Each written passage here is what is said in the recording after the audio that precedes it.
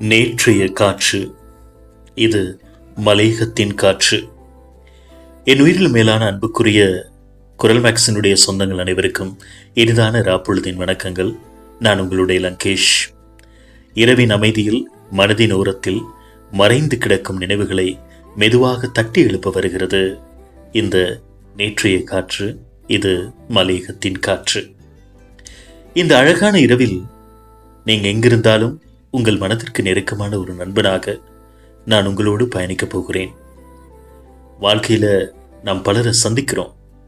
சில பேரை நம்மோடு பயணிக்கிறாங்க, சிலர் நம்ம விட்டு பிரிஞ்சு போயிடுறாங்க.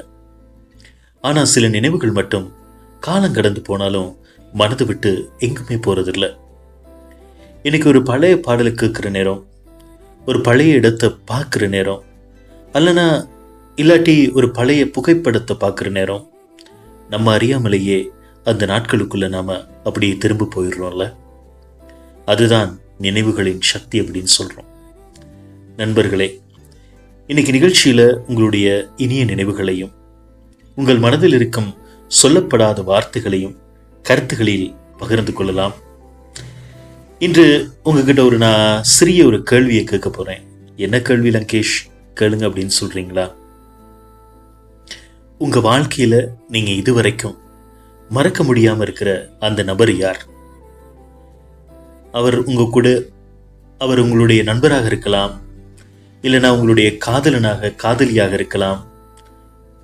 அப்படியும் இல்லைனா இன்று உங்க கூட இல்லாத ஒரு உறவாக கூட இருக்கலாம். அவங்கள பற்றி ஒரு வரியாவது நீங்க கீழே இருக்க கமெண்ட்ல எழுதுங்க.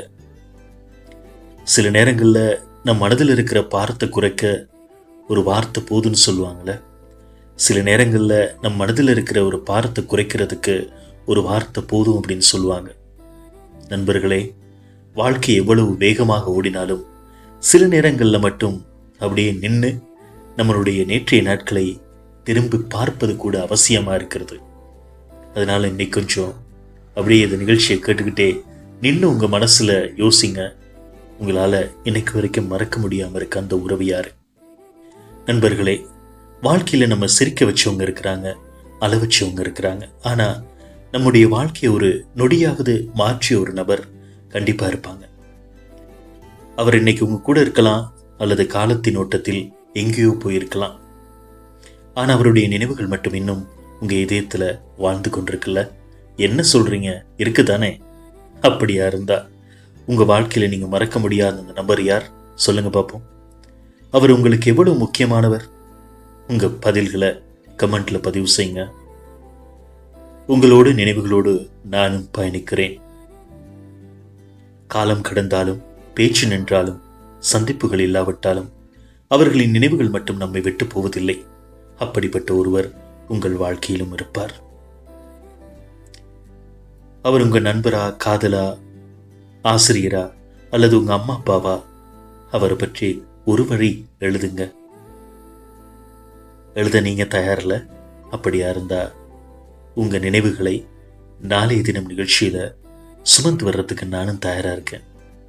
உங்க கருத்துக்களை அப்படியே நாளைய நிகழ்ச்சியில கொண்டு வர நானும் எப்பவும் தயார். நான் உங்கள் லங்கேஷ். மீண்டும் சந்திப்போம். இது மலையகத்தினுடைய காற்று. நேற்றைய காற்றாய் இது மலையக காற்று. உங்கள் லங்கேஷோடு.